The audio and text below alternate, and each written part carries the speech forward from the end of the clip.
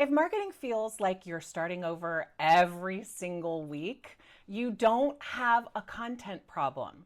You have a workflow problem. And until that's fixed, marketing will always feel heavier than it should. And until that's fixed, marketing will always feel heavier than it should. Hi, I'm Jen. I help female service-based business owners build simple marketing systems that bring in leads without living online. I know, that's like the best, right? Today, I am walking you through the exact workflow that I use with every single client, whether they're a photographer, a coach, a brand designer, or other service provider. Because once this structure is in place, marketing stops feeling chaotic.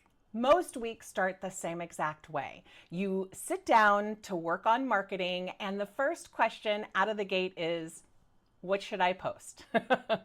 That one question drains energy so fast because now you're scrolling for inspiration, comparing yourself to others, and second guessing your whole entire message. That feels similar to self-bullying. That is not a strategy. That's decision fatigue. And decision fatigue is one of the biggest reasons marketing can feel so heavy. You're not tired because you're doing too much. You're actually tired because you're making too many unstructured decisions every single week. Now, before I go into the details and dive real deep, if you're at the point where you are ready for structure, support, and also you don't want to keep rebuilding your marketing every single week, you can book a discovery call. It's a very short conversation to see if we're aligned and whether working together makes sense for you. It's not a strategy session. It's just to see if we fit. All right, step one core piece a week. Every client starts here. One long form piece of work. Now that could be, like for me, that's my YouTube video, right? For others, it could be a podcast episode. It could be a blog post. One, not five, and not all of them. Just one each week. Why? Because authority is built through depth, not volume. And depth requires focus. So let me give you a real example. Let's say you're a brand photographer, and instead of 5 random posts this week about behind the scenes, client wins, outfit tips, and gear you love, create one piece of content. What to expect from your brand photography session could be an example, right? That one piece becomes a blog. It becomes 2 social media posts. It becomes multiple Pinterest pins. It becomes your email that week. And if it's a video, short clips if you want them for social media.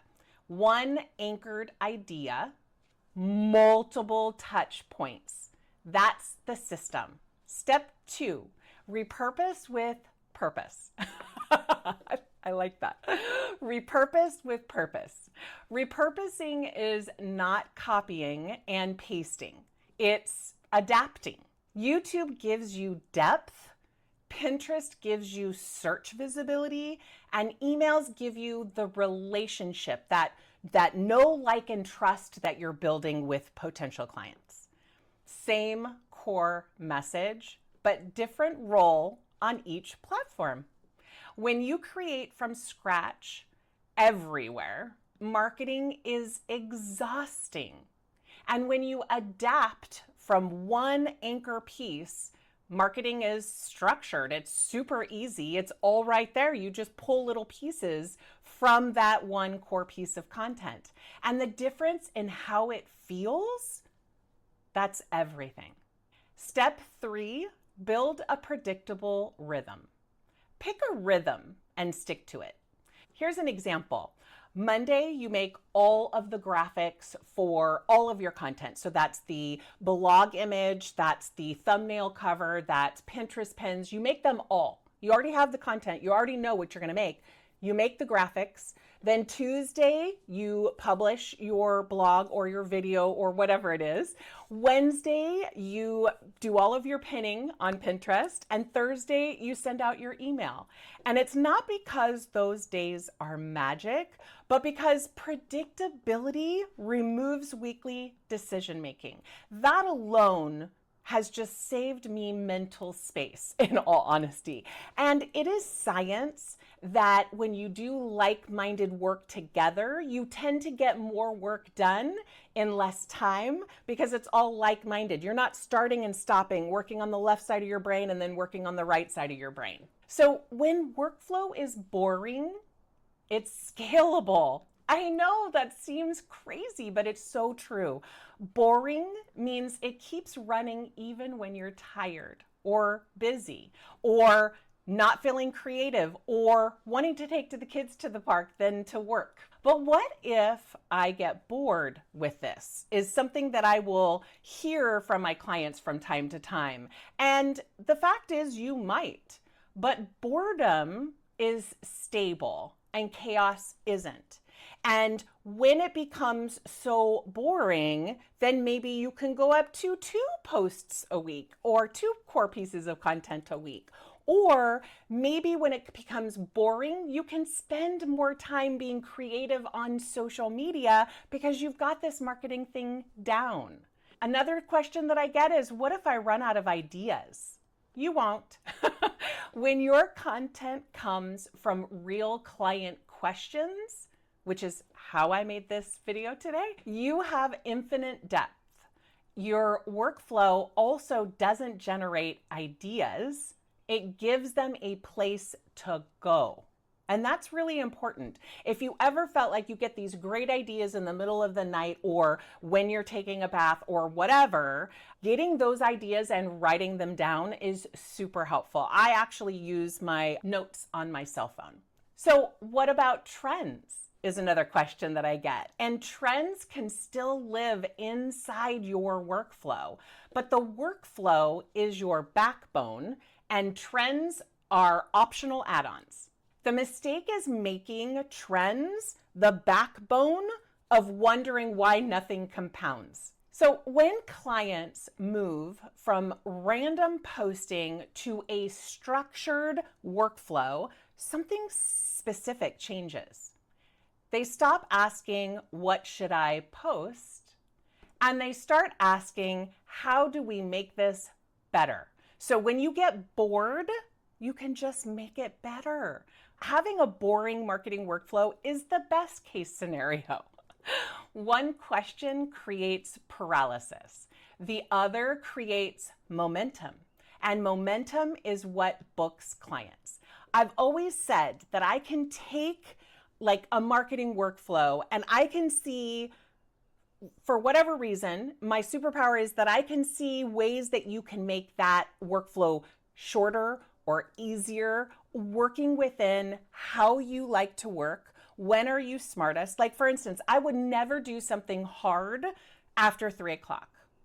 I'm just not going to be all together there. If I have something hard, I do it first thing in the morning because that's when my brain is fresh. I also don't write my content or like my little bullet points of tips to say on this video.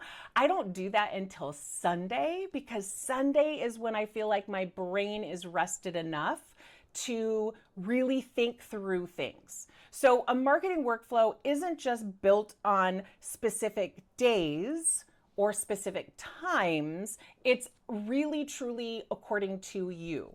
When do you work the best? When is your brain kind of shut off? Like I don't work on Tuesdays, right? So I don't put anything big or heavy on Wednesday because honestly, I'm quite exhausted playing with my grandkids. So I'm like on the floor, rolling around, playing in the grass, whatever. So you want to make sure that you're making this for you and your business goals.